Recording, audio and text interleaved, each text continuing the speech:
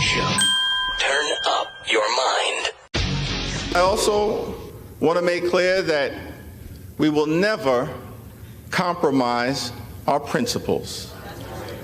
House Democrats will always put American values over autocracy, benevolence over bigotry, the Constitution over the cult, democracy over demagogues, economic opportunity over extremism, freedom over fascism, governing over gaslighting, hopefulness over hatred, inclusion over isolation, justice over judicial overreach, knowledge over kangaroo courts, liberty over limitation, maturity over Mar-A-Lago, normalcy over negativity, opportunity over obstruction, people over politics, quality of life issues over QAnon, reason over racism, substance over slander, triumph over tyranny, understanding over ugliness, voting rights over voter suppression,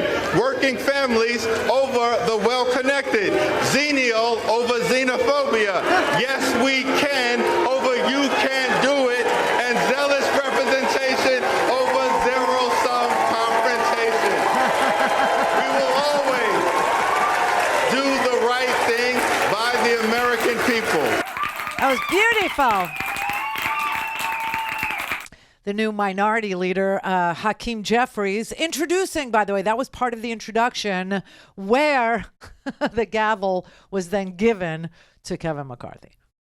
That was his speech. It was unbelievable. It went viral. It was all over the social media apps. It was just that speech. If you haven't heard the whole thing, it's 16 minutes out of your life. Okay. It is so worth listening to. It is so worth hearing. It is so worth knowing what was said as the gavel was passed to a guy who said that if Nancy Pelosi had to pass him the gavel, he'd probably hit her with it.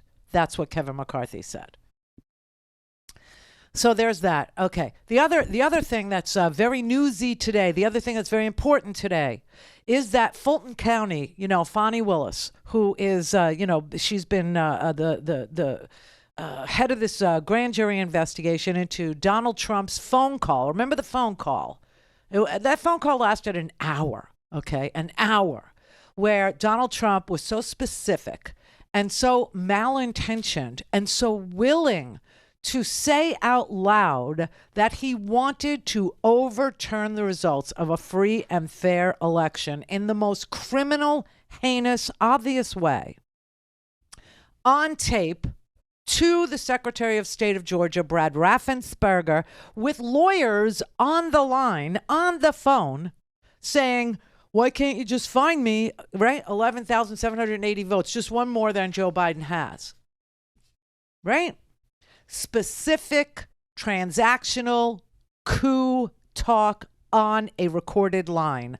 And so she has been looking at the crimes that were evidenced on that tape recording of the previous president of the United States. And it seems as if the grand jury, now remember, the grand jury in Fulton County was a special grand jury. I think I'm like one of the very handful of people that actually showed you that a special grand jury in Georgia is not the same as a federal grand jury, meaning a special grand jury in Georgia cannot indict. They cannot issue an indictment. All they could do is write recommendations. That's all they can do. Don't ask me why that is. It probably has something to do with, a racist justice system. I have no earthly idea, okay? But what she has there is a special grand jury. And so that grand jury cannot issue indictments. It can only write recommendations. Well, it finished its work and it wrote its recommendations. It wrote its final report and submitted its final report to the Fulton County Superior Court Judge, Robert McBurney. And Robert McBurney now has a hearing set for January 24th. Today is the 9th. It's the 9th. I know this because Howard's birthday is Wednesday. Jessica's birthday was last week. and my birthday is the 28th. On the 24th, McBurney has a date with history. Judge McBurney will actually decide whether or not the special grand jury's final report and recommendations can be made public. Because as you know, all grand juries operate in secrecy so that whoever they're interviewing has no idea what the evidence has been.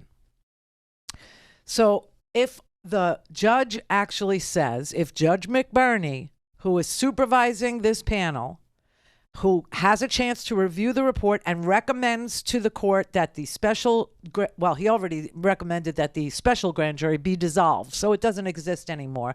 But if he says to Fani Willis that the grand jury found that criminal charges are appropriate against the defendants or defendant that she was investigating, and we know she talked to everybody. She talked to Lindsey Graham. She talked to Flynn. I'm sure he just invoked his Fifth Amendment right.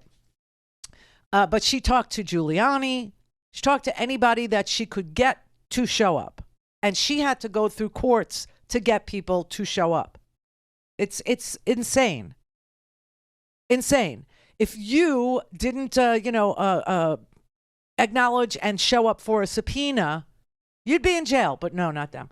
So this is the way America has lost its way. This is another way in which the well-connected get perks and privileges that you could never dream of. Never.